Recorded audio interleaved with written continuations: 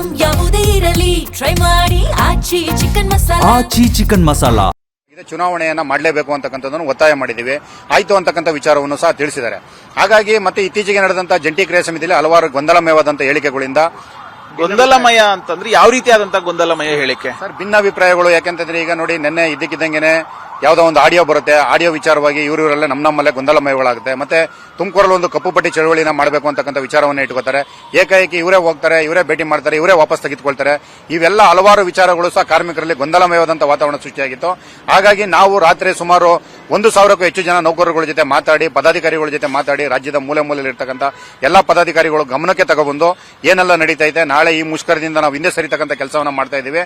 ಚುನಾವಣೆ ನಡೆದು ಒಂದು ಸಂಘಟನೆನ ಕರೆದು ಮಾತಾಡ್ತಕ್ಕಂಥ ಒಂದು ಸಂದರ್ಭವೂ ಸಹ ಕ್ರಿಯೇಟ್ ಆಗಲಿ ಅಂತಕ್ಕಂಥ ವಿಚಾರವನ್ನು ಇಟ್ಟುಕೊಂಡು ಮೊನ್ನೆ ವ್ಯವಸ್ಥಾಪನಾ ನಿರ್ದೇಶಕರ ಮುಂದೆ ಮಾತಾಡಿದ ಸಂದರ್ಭದಲ್ಲಿ ಅವರು ನಮ್ಮ ಎಲ್ಲಾ ಬೇಡಿಕೆಗಳನ್ನು ಸಹ ಮರುಪರಿಶೀಲನೆ ಮಾಡಿ ಸಾಧ್ಯವಾದಷ್ಟು ಮಟ್ಟಿಗೆ ಈಗ ಸರ್ಕಾರ ಹೇಳ್ತಾ ಇರುವಂತದ್ದು ವೇತನ ಪರಿಷ್ಕರಣೆ ಆಗಿರ್ಬೋದು, ಮತ್ತೆ ಹಿಂಬಾಕಿ ವೇತನ ಏನಿದೆ 11 ತಿಂಗಳು ಪ್ಲಸ್ 1/4/2025 ಕೊಡ್ತೀವಿ 12.5% ಅಂತೇಳಿ ಹಿಂದೆನೇ ಹೇಳಿತ್ತು. ಆದ್ರೆ ಎಲ್ಲೋ ಒಂದ್ ಕಡೆ ನಿನ್ನೆ ನೋ ವರ್ಕ್ ನೋ ಸ್ಯಾಲರಿ ಅನ್ನುವಂತ ಒಂದು ಆದೇಶ ಬರುತ್ತೆ. ಜೊತೆಗೆ ಯಾರಾದ್ರೂ ಮುಷ್ಕರಕ್ಕೆ ಪ್ರಚೋದನೆಯನ್ನ ಕೊಟ್ಟಿದ್ರೆ ಅವ್ರ ವಿರುದ್ಧ ಕಾನೂನಾತ್ಮಕವಾದಂತಹ ಒಂದು ಕ್ರಮವನ್ನು ಕೈಗೊಳ್ತೀನಿ ಅನ್ನುವಂತಹ ಒಂದು ಸುತ್ತೋಲೆ ಬರುತ್ತೆ. ಆ ಸುತ್ತೋಲೆಯಿಂದ ಏನಾದ್ರೂ ಕೆಎಸ್ಆರ್ಟಿಸಿ ನೌಕರರ ಸಂಘ ಹೆದರುತ್ತಾ?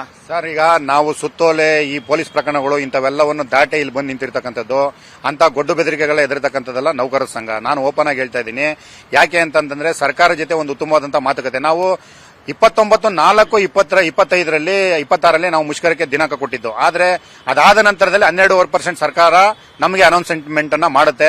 ಮಾನ್ಯ ವ್ಯವಸ್ಥಾಪನಾ ನಿರ್ದೇಶಕರ ಜೊತೆ ನಾವು ಮಾತಾಡಿರ್ತೀವಿ, ಕೂತು ಮಾತಾಡಿದ ಸಂದರ್ಭದಲ್ಲಿ ಮತ್ತೆ ಅದನ್ನೆಲ್ಲವನ್ನು ಸರಿಪಡಿಸತಕ್ಕಂಥದ್ದನ್ನ ಎಷ್ಟು ಸಾಧ್ಯ ಇದೆ ಅಷ್ಟವನ್ನು ಸರಿಪಡಿಸ್ಕೊಡ್ತೀನಿ ಅಂತಕ್ಕಂಥ ಒಂದು ಭರವಸೆಯನ್ನ ನೀಡ್ತಾರೆ. ಮತ್ತೆ ನಾವು ನಮ್ಮಲ್ಲಿರ್ತಕ್ಕಂಥ ಪದಾಧಿಕಾರಿಗಳು ನೌಕರರ ಗಮನಕ್ಕೆ ತಂದಂತ ಸಂದರ್ಭದಲ್ಲಿ ಕೂತು ಸೌಹಾರ್ದಯುತವಾಗಿ ಸರ್ಕಾರ ಜೊತೆ ಬಗೆಹರಿಸಿಕೊಳ್ಳೋಣ ಅಂತಕ್ಕಂಥ ಒಂದು ವಿಚಾರವನ್ನು ಹೇಳ್ತಾರೆ. ಚುನಾವಣೆ ವಿಚಾರವಾಗೂ ಸಹ ನಾವು ಮಾತಾಡ್ತೀವಿ. ಚುನಾವಣೆ ನಡೆಸ್ತಕ್ಕಂಥ ವಿಚಾರದಲ್ಲೂ ಆಯ್ತು ಅಂತಕ್ಕಂಥದ್ದನ್ನ ಎಲ್ಲವನ್ನೂ ಒಪ್ಕೊಂಡಿದ್ದಾರೆ.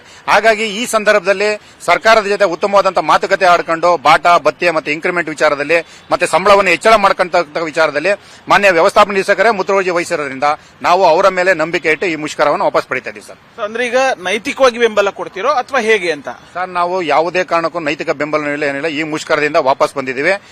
ರಾಜ್ಯ ಸರ್ಕಾರ ಕೊಟ್ಟಂತಹ ಮಾತಿಗೆ ಏನಾದ್ರು ಮತ್ತೆ ತಿರ್ಗಾ ಏನಾದ್ರು ಉಲ್ಟಾ ಹೊಡಿತು ಅಂತಂದ್ರೆ ನಾವು ನಮ್ಮ ಹೋರಾಟದ ಮುಖಾಂತರವಾಗಿ ನೌಕರರಾಗಿರ್ತಕ್ಕಂಥ ಅನ್ಯಾಯವನ್ನ ಸರಿಪಡಿಸತಕ್ಕಂಥ ಕೆಲಸವನ್ನ ಮಾಡೇ ಮಾಡ್ತೀವಿ. ಈಗ ಕೆಎಸ್ಆರ್ಟಿಸಿ ನೌಕರರ ಸಂಘ ಮುಷ್ಕರದಲ್ಲಿ ಭಾಗಿಯಾಗಲ್ಲ. ಎಂದಿನಂತೆ ಸಂಘದಲ್ಲಿರುವಂತಹ ಸಿಬ್ಬಂದಿ ಎಲ್ಲರೂ ಕೂಡ ಕರ್ತವ್ಯಕ್ಕೆ ಹಾಜರಾಗ್ತಾರೆ. ಸರ್, ಕೆಎಸ್ಆರ್ಟಿಸಿ ನೌಕರರ ಸಂಘದ ಅಭಿಮಾನಿಗಳು ಮತ್ತೆ ಯಾರ್ಯಾರು ನೌಕರ ಸಂಘದ ಪದಾಧಿಕಾರಿಗಳು ಯಾರಿದ್ದಾರೆ ಎಲ್ಲರಿಗೂ ಸಹ ನಾವು ನಿನ್ನೆ ರಾತ್ರಿ ಇವತ್ತು ಬೆಳಗ್ಗೆಯಿಂದನೇ ಕರೆ ಕೊಟ್ಟಿದ್ದೇವೆ.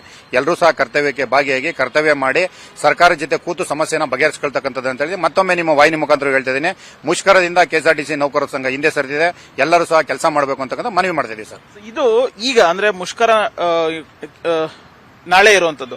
ಸೊ ಈ ಸಂದರ್ಭದಲ್ಲಿ ನಿಮ್ಮ ಒಂದು ನಿರ್ಧಾರ ಒಂದಷ್ಟು ಗೊಂದಲಕ್ಕೆ ಕಾರಣ ಆಗುತ್ತೆ ಅಂತ ಅನ್ಸೋದಿಲ್ವಾ? ಸರ್, ಆದಷ್ಟು ಗೊಂದಲ ಆಗಬಾರ್ದು ಅಂತಕ್ಕಂಥದ್ದನ್ನೇ ಇವತ್ತು ಸಂಜೆ ಮೇಲೆ ತೆಗೆದುಕೊಳ್ತಕ್ಕಂಥ ನಿರ್ಧಾರದಿಂದ ಎಂಪ್ಲಾಯಿಗಳು ಗೊಂದಲಕ್ಕೀಡಾಗಬಾರ್ದು ಅಂತಕ್ಕಂಥದ್ದನ್ನೇ ಬೆಳಿಗ್ಗೆನೆ ನಾವು ಸ್ಟೇಟ್ಮೆಂಟ್ ಕೊಟ್ಟಿದ್ದೇವೆ. ಯಾಕಂದ್ರೆ ಸಂಜೆ ಮೇಲೆ ಎಲ್ಲ ನೈಟ್ ಹಾಲ್ಟ್ ಗಾಡಿಗಳು ಆಲ್ಟ್ ಆಗ್ತಕ್ಕಂಥ ಇರ್ತವೆ, ಬೇರೆ ಬೇರೆ ಕಡೆ ದೂರಿಗೆ ಹೋಗತಕ್ಕಂಥ ಇರ್ತಾರೆ. ಅವ್ರು ಯಾರಿಗೂ ಸಹ ತೊಂದರೆ ಆಗಬಾರ್ದು. ಸಾರ್ವಜನಿಕರ ಹಿತದೃಷ್ಟಿ ಮತ್ತೆ ಏನು ವಿದ್ಯಾರ್ಥಿಗಳ ಹಿತದೃಷ್ಟಿಯನ್ನ ಮನಗೊಂಡು ರಾಜ್ಯ ಸರ್ಕಾರ ಮತ್ತೊಮ್ಮೆ ನಮ್ಮ ಬಗ್ಗೆ ಕಳಕಳಿಯನ್ನ ಮಾಡಿ ನಮ್ಮಲ್ಲಿರ್ತಕ್ಕಂಥ ಸಮಸ್ಯೆಗಳನ್ನ ಇತ್ಯರ್ಥಪಡಿಸಿ ಅಂತ ಭರವಸೆಯೊಂದಿಗೆ ನಾವು ಈ ಮುಷ್ಕರದಿಂದ ಹಿಂದೆ ಸರಿದಿದ್ದೀವಿ. ಸರ್, ಈಗ ಮುಷ್ಕರದಿಂದ ಹಿಂದೆ ಸರಿದಿರುವಂತಹ ಪತ್ರವನ್ನು ಕೆಎಸ್ಆರ್ಟಿಸಿ ಎಂಡಿ ಕೊಟ್ಟಿದ್ದೀರಾ. ಆದ್ರೆ ಜಂಟಿ ಕ್ರಿಯಾ ಸಮಿತಿ ಗಮನಕ್ಕೆ ತರುವಂತಹ ಕೆಲಸ ಆಗಿದೆಯಾ?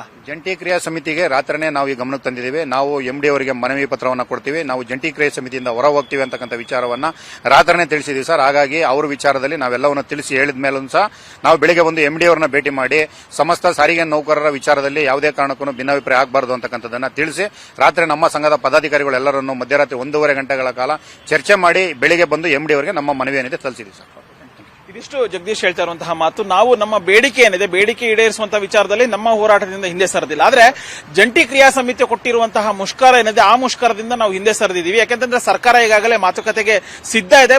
ನಿಮ್ಮ ಬೇಡಿಕೆಗಳನ್ನು ಈಡೇರಿಸುವಂತಹ ನಿಟ್ಟಿನಲ್ಲಿ ಕಾರ್ಯಪ್ರವೃತ್ತರಾಗ್ತೀವಿ ಅನ್ನುವಂಥ ಒಂದು ಭರವಸೆಯನ್ನು ಕೊಟ್ಟ ಹಿನ್ನೆಲೆಯಲ್ಲಿ ನಾವೀಗ ಮುಷ್ಕರದಿಂದ ಹಿಂದೆ ಸರಿತಾ ಇದೀವಿ ಅನ್ನುವಂತಹ ಒಂದು ಮಾತನ್ನ ಹೇಳ್ತಿದ್ದಾರೆ. ಕ್ಯಾಮರಾ ಪರ್ಸನ್ ರವೀಂದ್ರ ಜೊತೆ ಉಲ್ಲಾಸ ಸ್ಕಿರ್ವಾಸೆ, ಗ್ಯಾರಂಟಿ ನ್ಯೂಸ್, ಬೆಂಗಳೂರು.